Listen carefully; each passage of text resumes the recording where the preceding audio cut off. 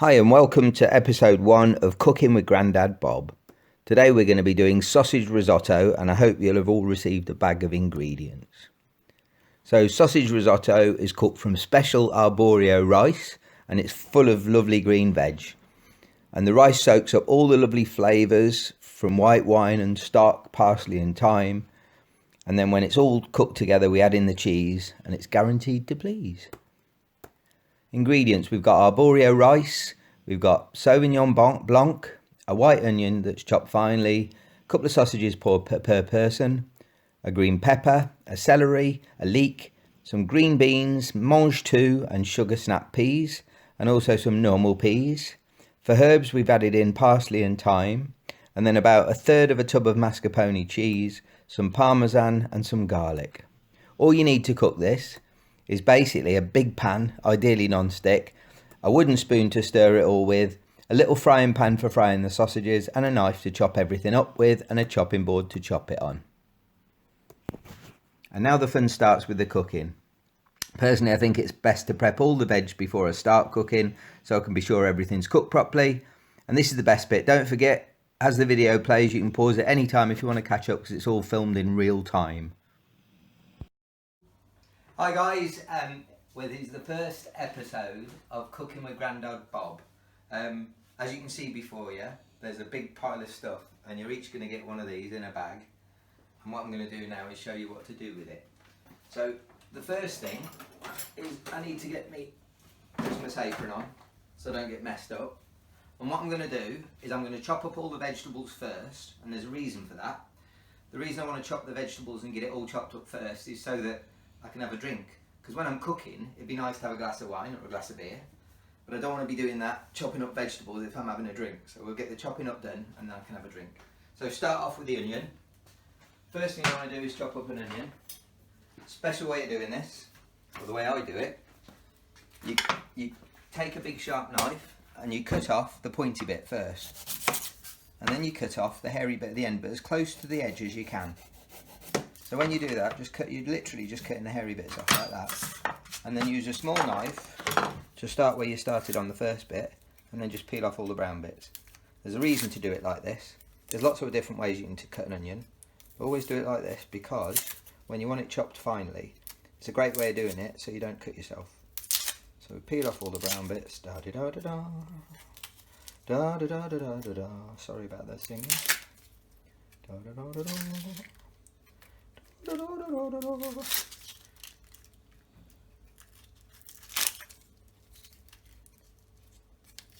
Right, I'm only going to film doing the onion, and then I'm going to chop everything else up, because watching everything else would be boring. I just want to show you how to chop an onion. I might show you how I do my garlic as well. Right, so once you've done that, you then take it at the pointy end and cut it in half, and then following the lines of the onion, you cut into the middle like that, all the way around. So you're like following the lines that are all the way around the onion themselves. You're not making new ones, and you're not cutting yourself. Being careful. Da da da. All the way around, following all the lines. About slices about, I don't know, just under 1/4 of an inch, I suppose. And then when you've got it all done like that, then all you've got to do to get nicely chopped onions is just slice along. And because it's still stuck together at the end there, it means you can cut all the way to the end without having to hold all the bits together, because they hold together. You pick it up, put it back down. So all those bits that you'd normally be trying to hang on to if you're chopping it, it's dead easy. Same again with the other one. And you can do this if you're slicing it as well, but you just don't put those first vertical slices in. Da -da -da, da -da -da, da -da -da. So you've got a nice chopped onion. How about that? And then quickly we'll do the garlic as well while I'm at it, because I do exactly the same thing with the garlic, to be fair. So you should have 2 or 3 bits of garlic in the pile. So again, do exactly the same really. So first thing I do is slice, get rid of the red bit on the outside, the crispy bit.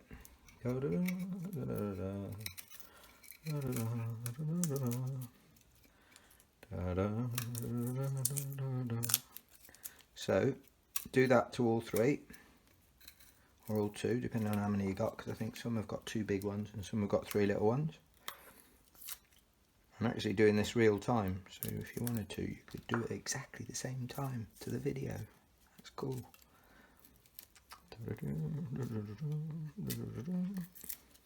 And don't forget, if I go too fast, you can always pause and then come back in a minute.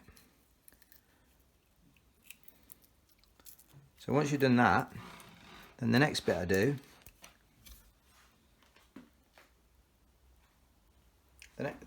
next bit I do, It's squeaking. Alright, next bit I do is squash it,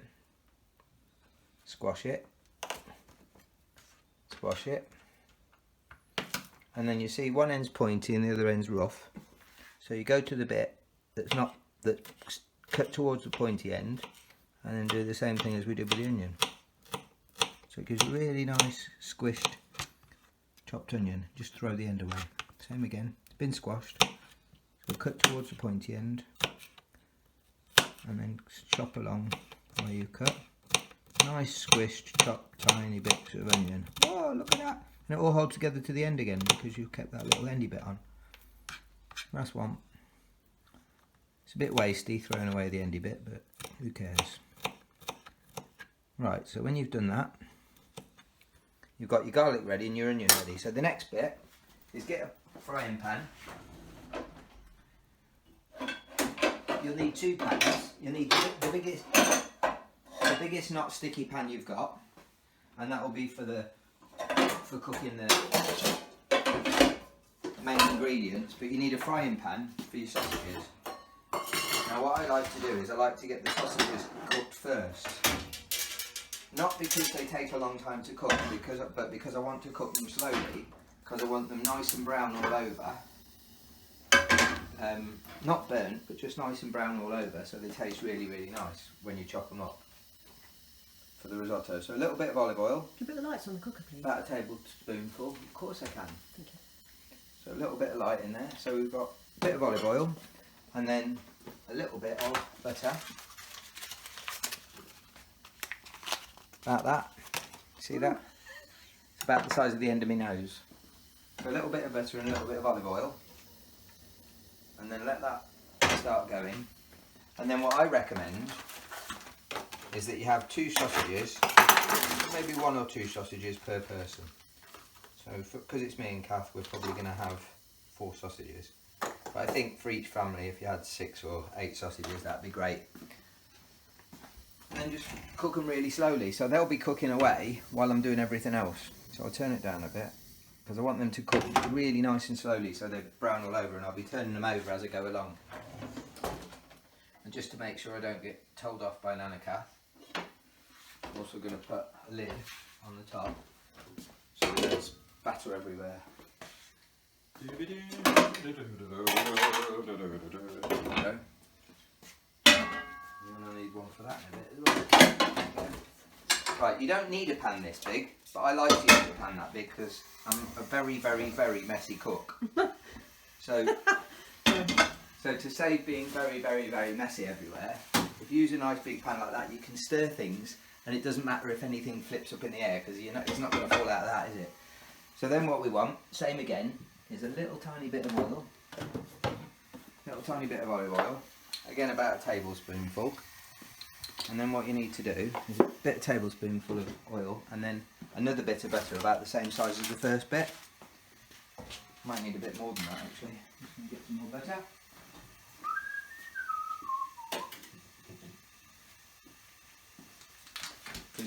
I know you don't need that much butter to fry the onions, but it's doing a little bit more than that. I'll explain as we go along.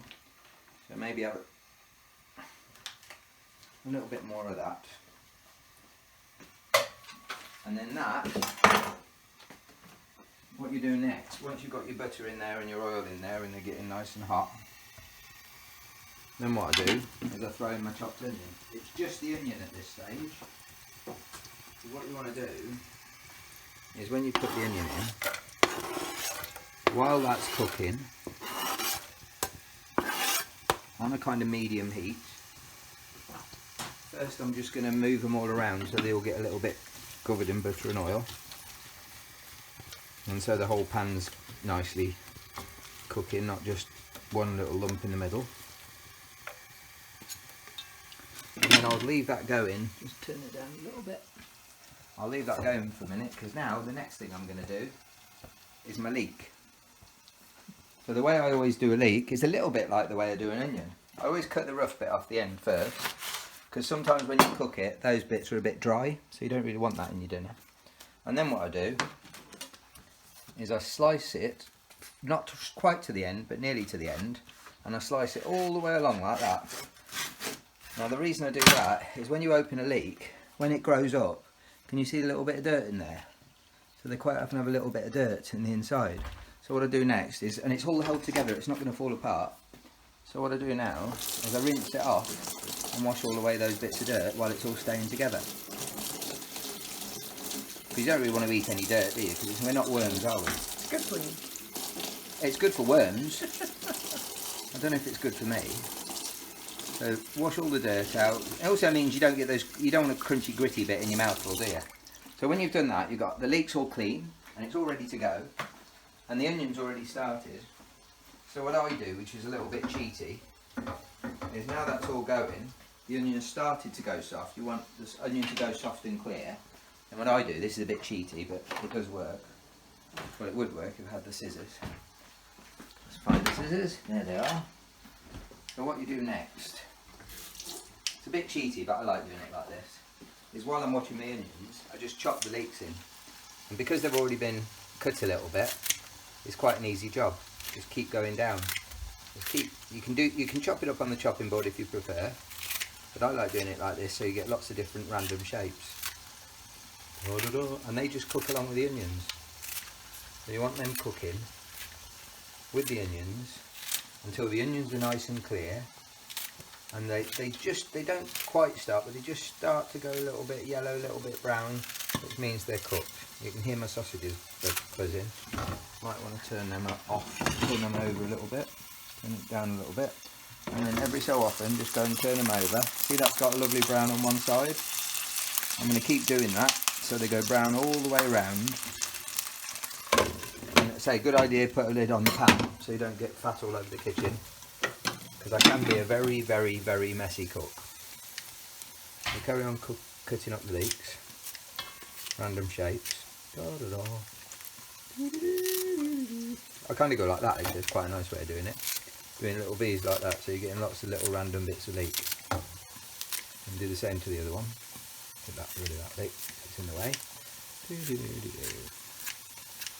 Do the same to the other one. This is always assuming you've got a decent pair of scissors. If you haven't got a decent pair of scissors, you can do exactly the same thing and chop it up on the chopping board. The reason I like to do it like this in the pan is because I can watch my onions at the same time, because sometimes when you're doing loads and loads of cooking, you can be over there chopping your leeks, and then you come back, and by the time you come back, your onions are burnt. So it's a nice way of keeping an eye on it, so everything's being cooked together.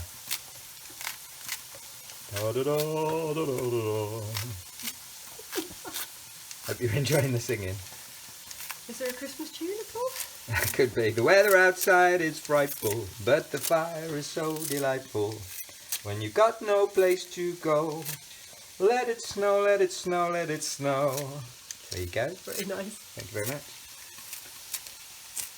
So nearly there with the leeks. And then once these are at the same stage as the onions were, then we're going to add the garlic. And then comes the exciting bit. Well, it's all exciting, obviously. What's the exciting bit, Grandad? Well, wait and see. I don't want to spoil the surprise. There's a really exciting bit. So, and it works a treat. So what you'll have to do is, when we come to measure the rice, now, Nana Catherine and Grandad Bob have 60 grams each, but I don't know how much you would like, but I reckon if you go for 60 grams each, there might be a bit left over which you can have for lunch tomorrow. So maybe 50, 60 grams each, and it's probably worth weighing. So if you can see in the pan, can you see in the pan, Nana Kath? Yes, so, I see in the pan. Lovely. So that all gets stirred around, and then all that's cooking along nicely. And let's go back to have a look at the sausages. I might, a little trick here. So what I sometimes do is, I've got my spatula. What I'll do is I'll lean the sausages on its edge and then hold it in place with the spatula, because they want to fall down. See the way they want to naturally fall down because they're not quite round. So what I'll do is I'll use the spatula and a fork to put them up the right side. And we'll leave them to do that side for 5 minutes, and then we'll come back to another side. Just keep an eye on them so they don't burn. So we give that a stir. That's coming along nicely. Turn it up just a little bit. So then the next bit, you remember we chopped the garlic? We come back over here for the garlic, and that goes in too. So we're now garlic, leek, and onions all nicely. They call it softening. So they're trying to get, you see the way the onion's gone kind of clear, I don't know if you can make that out. But the onion sort of goes clear and the leek gets nice and soft. And that just means you don't get any crunchy bits in it when it's all cooked. So just keep it going like that for a minute or two. I'm just going to turn it down a little bit so it's on a nice low heat. And then I'm going to come over here and do the next thing. So the next one is the pepper. I'm on the wrong side. So the way I like to do the pepper is, again, it's just the way I like to do it, is I push the middle in, like that, and then slice it down the side. And what that's done is it should, he says, hopefully, have pushed out all the pips and stuff. There's always going to be a few pips left, and I like to tear off the bits on the inside. Look at that, all nice and clean, no pips anywhere. How easy was that? And then probably, I think I'm probably going to be doing again like I do with the onion, probably slicing it, say, about 1/2 inch, something like that. So slice it all along, 1/2 inch, but not to the end, so it all holds together. Same again. That, 1/2 inch, right to the end, and don't let go. And then same again as before, turn it into nice little bits. Look at that, how easy is that? And it all holds together because you did that first bit. Same again. And then they'll go in a minute with the mushroom. Actually, no, not with the mushroom, telling fibs. They stay where they are. The reason they're not going in with the mushrooms is because I learned a new trick last week. So normally I put the mushrooms in, but last week I was cooking with Auntie Helen, and Auntie Helen said she always cooks the mushrooms separately because she thinks they come out nicer. And when I made the risotto last week with mushrooms in it, I think it's right, so I learnt a new trick. So we won't put the mushrooms in yet.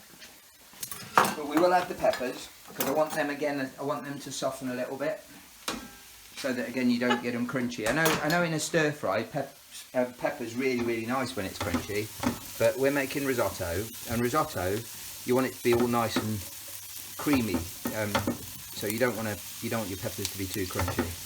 Right, let's have another go at our sausages. Where's my fork?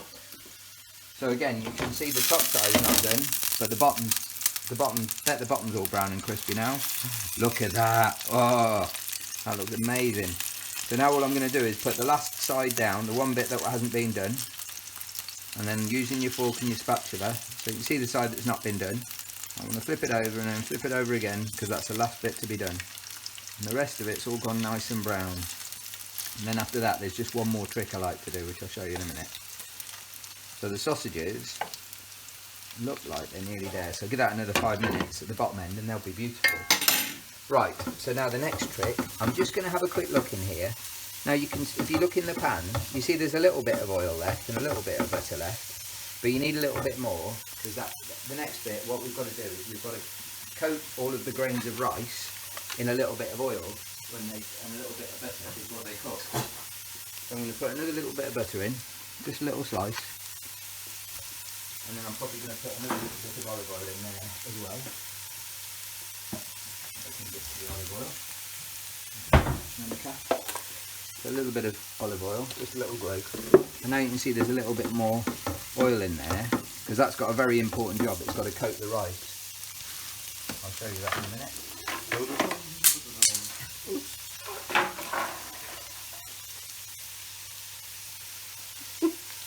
Ta-da! Right, that was an interesting addition. Do you think we should just sweep that up? Go on pause for a second now, okay? So now, the next bit is sorting out the rice. Now you might have your own way of doing this. Some people have a cup, and they use a cup to measure the amount. But I like Nana Cat will tell you, I like to weigh everything. I like to weigh everything and measure everything when I'm cooking. Don't know why, I'm just a bit weird like that. So, is that the only thing that you're weird? well, there may be other things, but it is like, it's not, it's just, I see, I know I've got it right. If I do 60 grams or 50 grams a piece, I know I'm going to be spot on. So today I'm going to do 60, because I'm starving. So you see that's 40, 60, there you go. So 3 breakfast spoons works out to about 60, I think. Look at that. 120, well, I'll give it an extra 2.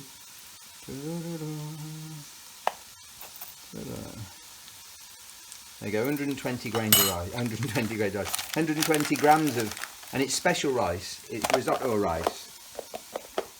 So now, the next bit, I think we put that out of the way, is in goes the rice with all of that lovely green mixture. And now what we're going to do is we're going to stir the rice into everything. Can you see all the rice grains are going white from kind of white to a kind of, I don't know, buttery. And then what you do is you just fry them around like that for about a minute or two, and they start to go clear. The colour changes from that bright white before you started. They start to get a little bit translucent, which means they're ready.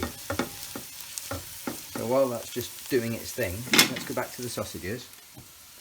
And again, using the same trick as I did before, scissors, fork, that's how I do it, just lazy. It's easier than using a knife, so I just chop them up into nice bite-sized chunks in the pan, so they're all ready to go in the risotto when I'm ready.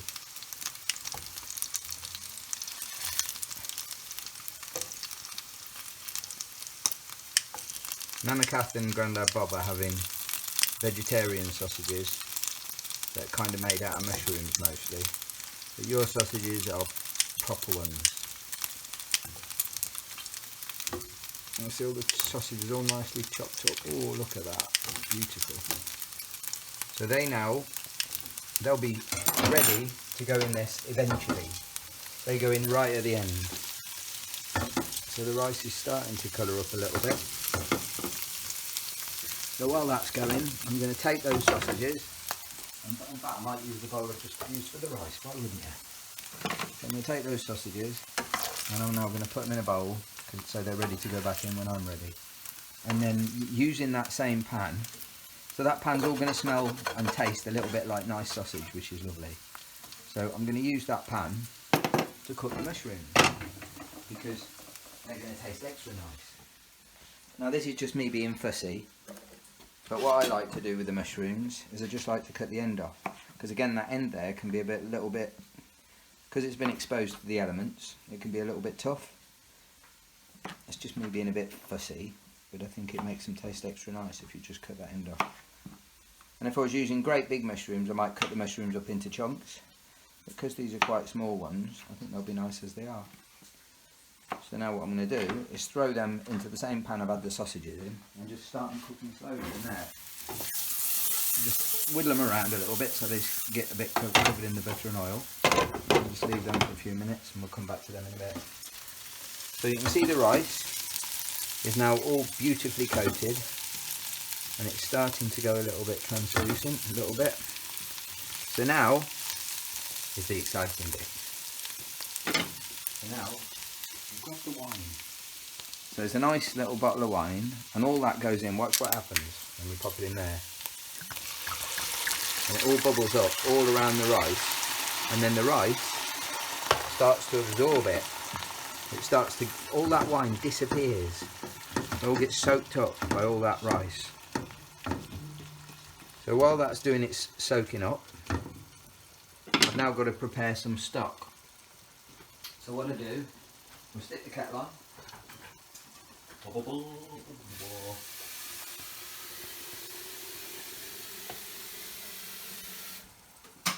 Stick the kettle on and get a little jug.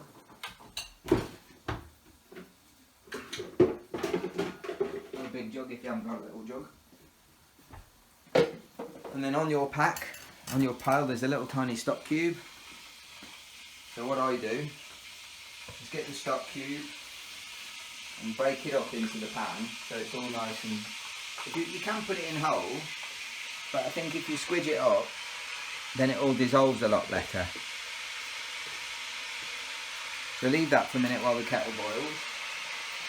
Check my rice, and now I'm going to start preparing the rest of the bake. So first off, we've got green beans. So the green beans will probably go in first. And for them, what I do, just for easy cooking, so I push them all with a knife so they're all in the same place, and then chop all those little endy pointy bits off, and then do the same the other end. Push them all up to the knife so they're all in the same place, and then chop all the pointy endy bits off, and then same for the next bit. Da-da-da.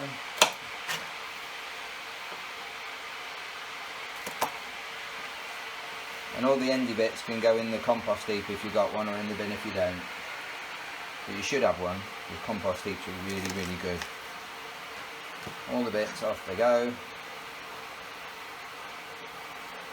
All the endy bits, off they go. And then when you've got all the bits cut and ready to go, what I like to do, get them all kind of lined up the same, and then cut them down the middle, and then do it again. So you've got 4 bits, roughly about the same size.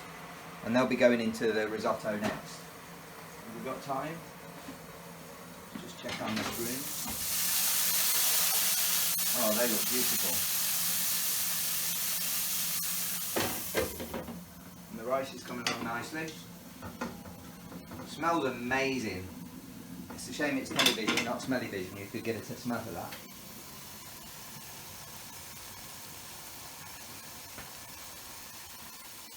So we're now going to add, kettle's boiled, and we're going to add 500 mils of water, roughly, into that stock.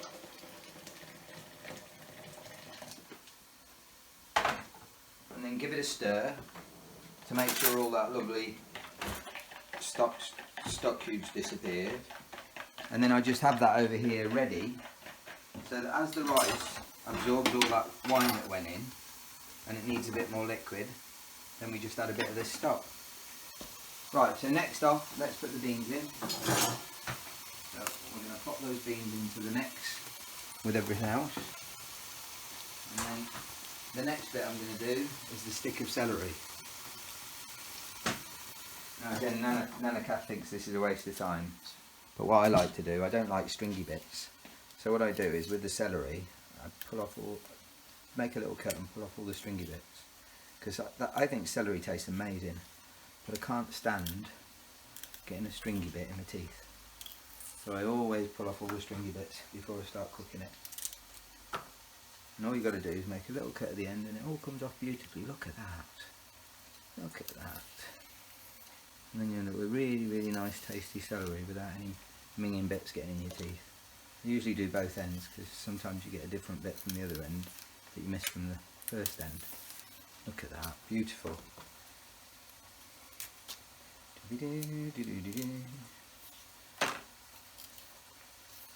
So then, once you've done that, just chop it all up into nice little bits, and they're going to go in to the risotto the same as everything else. Go slowly so you don't cut yourself. Right. I think I missed a bit. There we go. Right, so let's give that a stir. So now I've got the celery, the peppers, the leeks, the onions, the rice, all bubbling away nicely together. So now we're going to add in a little bit of that stock. Because what you really want, what you really want, as zig as it are, what you really want is you want it all to be just slightly underwater. So it's all absorbing all of that lovely wine and stock. It tastes amazing. Right, the mushrooms are ready. So I'm going to switch them off. And now, just to keep everything warm, I'm going to put the sausages in with the mushrooms, and they're all switched off, and they're ready to go in when I'm ready for them. So now we've got a few more bits to do. We've got the broccoli, the courgette, and then we've got 2 different types of beans, peas. There's some mange tout and sugar snap peas. So let's see what we do with those. Have to follow me over here, Annika. We're going that way this time. Very interesting. So now what I do with the broccoli, I'm just going to keep that probably in bits like that and then leave those 2 bits in the end because we've each got a broccoli bit. And then with the peas, mange tout, again you sometimes get a stringy bit at the end, so I just grab the pointy bit and just pull it towards the other end. See that?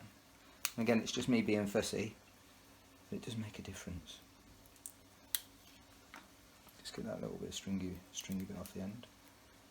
Look at that. See that? You wouldn't want to eat that, would you? I mean, it might be good for you. So I'll pull that off all the mange tout. And then got one. And then, same again as everything else. Just chop them up into bits. And that means every taste you get, they don't need to do it with the sugar snap peas. You can do, but I don't think it's such a thing with sugar snaps because they just break off anyway. If they break off anyway, that means that it's not really stringy. Yeah, look, there's nothing in that, so I'll just leave it as it is. So we've done the mange tout, now we'll do the sugar snap peas. Nice little bits. And that lot can all go in. Now the last bit, courgette. Again, just a quick way of doing it. I just tend to slice it into 4, cut the end off, and then just so you've got little quarters, and then just chop those quarters into nice little bits as you go along. Look at that. Easy peasy lemon squeezy.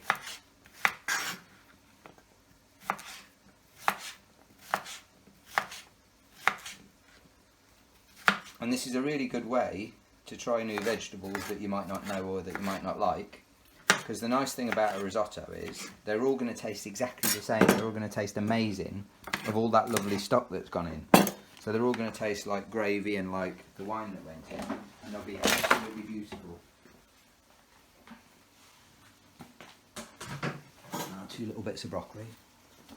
So now, I think... Oh, I've just got to add the peas. So can you see the way all those colours are all mixing in, all those beautiful greens, and oh, look at that, it looks amazing, guys. So just let that bubble away and absorb all that lovely liquid. And now all we're doing really is we're waiting for our courgettes and our broccoli to cook, because when they're cooked, by then the rice will all be done. Let's just grab some peas.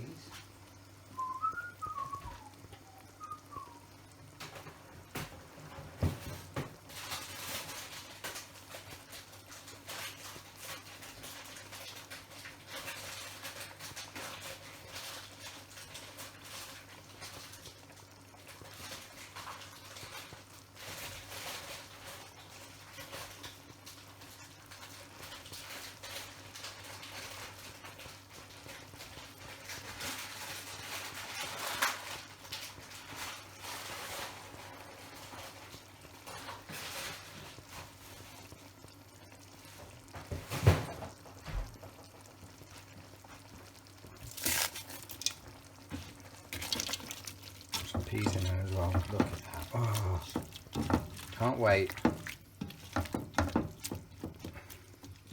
Then you just want to simmer that, and if it needs a little bit more liquid, just add a bit more in, and then just keep that simmering away until. And what I do to test it, get a little spoon. It's nowhere near ready yet, but what I do to test it, get a little teaspoon and just grab a couple of bits of rice. And taste it. That's really crunchy. Nowhere near ready yet. How do you know if it needs a little bit more liquid? So what you're doing, you're watching it. That's a really good question, Annika. How do you know when you need liquid? So if you look at that, can you see these little puddles on the top? These little puddles, if you press it in, you can see those little puddles of water. When there's none of them, and you can't see any little puddles of water when you press on it, that means that the liquid has all been soaked up. And if it all gets soaked up, then it's going to be dry. It's going to be almost like frying. So what you do is you keep it as it is until it gets dry. And if you can't see those little puddles anymore, then you need some more liquid. That's how I check it. Right, so we'll come back in about 10 minutes. We're going to leave that to simmer for about 10 minutes, and then we'll come back in about 10 minutes and catch up. Yeah, welcome back. The rice, if you want to come and have a look, the rice has started to go a little bit clear. I don't know if you can see that. You see those colours? They're not like white and they're a bit more fluffy. It's nearly done. So now what I do is you want to add a bit of basil. Don't want to put it in too early because it'll kind of disappear. Maybe a little bit more. Maybe a big fat heat teaspoon. And then the same again. A little bit of parsley. And you've got a little bit of parsley and a little bit of basil in your pack. And I'm just going to put another spoonful of this in. If I can open it. There you go. And again, probably about a good fat teaspoonful. It's got a bit of parsley and a bit of basil. And then the only other thing I add to it is a bit of pepper. Nana, Kath and Grandad Bob like pepper, so we have quite a lot. Most people don't have nearly as much as us, probably about half of that. And then, because Nana, Kath like to be healthy, we only have a tiny bit of salt, but you need a little bit just to give it that extra bit of taste. And we'll give it another stir. And you can see most of that liquid's gone. I might put a little bit more in, and that's cooking along beautifully. And again, just to see, so the things that take the longest are probably the beans and the courgettes. So I'm going to try courgette, see if it's done. Not that one.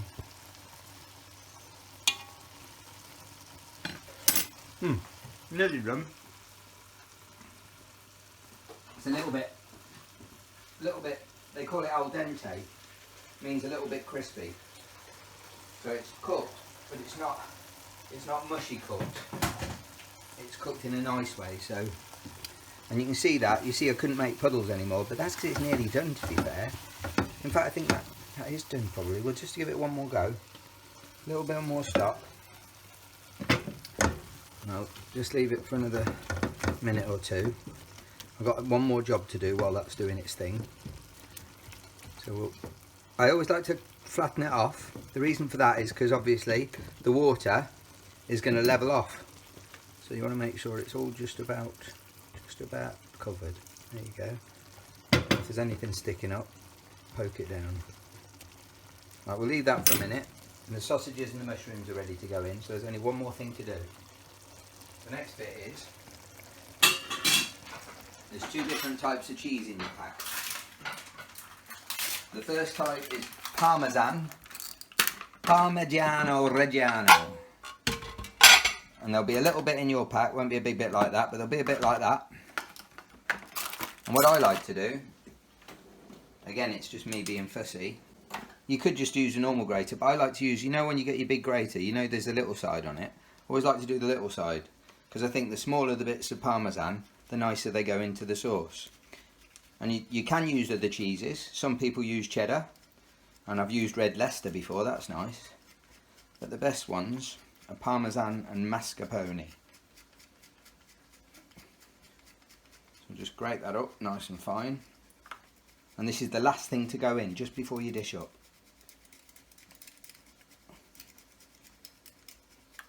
All nice and done. And if there's any lumps, just eat them.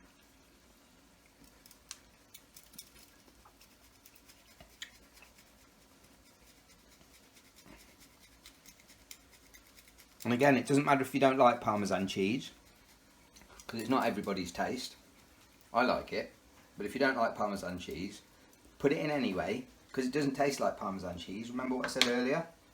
Because of all that lovely stock and all those lovely flavours, it just tastes like a fabulous cheesiness.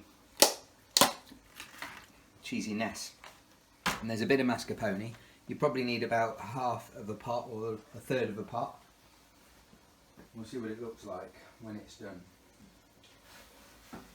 Right, Nana Kath, can we get back to the pot? So you can see that pot. I'll do a little trick now. So you can see it's soaked up most of that liquid. I'm now going to turn it up a bit, so it's on a high heat, just to use that last of that liquid up. But now, because it's on a high heat, you've got to make sure it doesn't stick. So I'm going to keep stirring it, and then I'm going to add in all, remember we did all those lovely mushrooms and sausages? So they can all go in now. Look at that, oh man. and because it's upper heat, it's getting rid of the liquid and it's heating up those sausages and mushrooms that we cooked earlier. And following Auntie Helen's trick, all the mushrooms have been cooked separately, so they haven't just disappeared into the risotto. They all stick out nice and firm and solid. Look at that. Oh, man. So 2 more tricks. What I like to do is put the plates into the microwave to heat them up. So we pop the plates into the microwave for a minute. 1 minute usually does it, maybe a minute and a bit. Keep stirring this because it's all, look at that, beautiful. And then while the plates are doing, I'm going to get the parmesan that I've grated and the mascarpone. So we put the parmesan in first, and then the mascarpone. The mascarpone is almost like yogurt. It's really, really, really like soft and squidgy. It doesn't look like normal cheese, and it's almost like cream. It's beautiful in a risotto. And then what you've got to do is stir everything round, all that cheese and all that mascarpone, and stir it and stir it and stir it and mix it in so every grain of rice and every vegetable is all getting a little bit of that lovely cheesy sauce. Look at that. Oh man, this is going to taste amazing. So yeah, all done. Now you can see the whole thing's taken on that lovely sticky cheesiness. It's like the top of a pizza or cheese on toast. And it's all mixed in and beautiful. And now I'm starving, I can't wait to get stuck in. Look at that. Oh man. So now switch the gas off, and then all we've got to do is dish up. Grab a plate.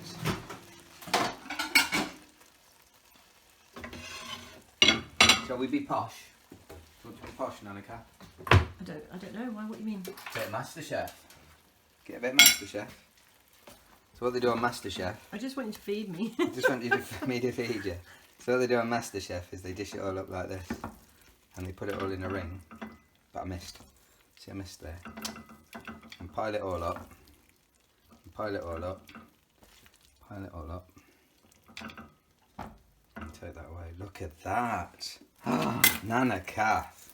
Thank you. Enjoy your dinner. Thank you, Bob. Thanks, guys. I'll see you again for pudding in about an hour.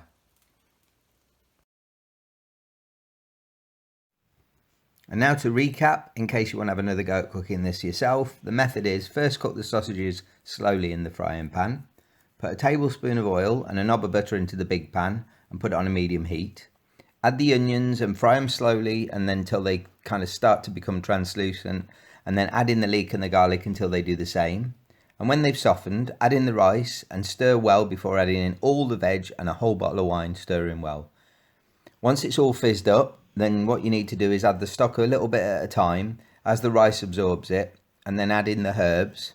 Meanwhile, when the sausages are cooked, cut them into chunks and set them aside. Then fry the mushrooms in the sausage pan and then switch them off and put them in with the sausages ready to add at the end. And then finally you add in your sausages, add in your mushrooms, and then when everything's cooked and the rice is done beautifully, not al dente, just about al dente, just a little bit nutty, and then add in the mascarpone and the parmesan, stir it all through and then serve it up. Thank you.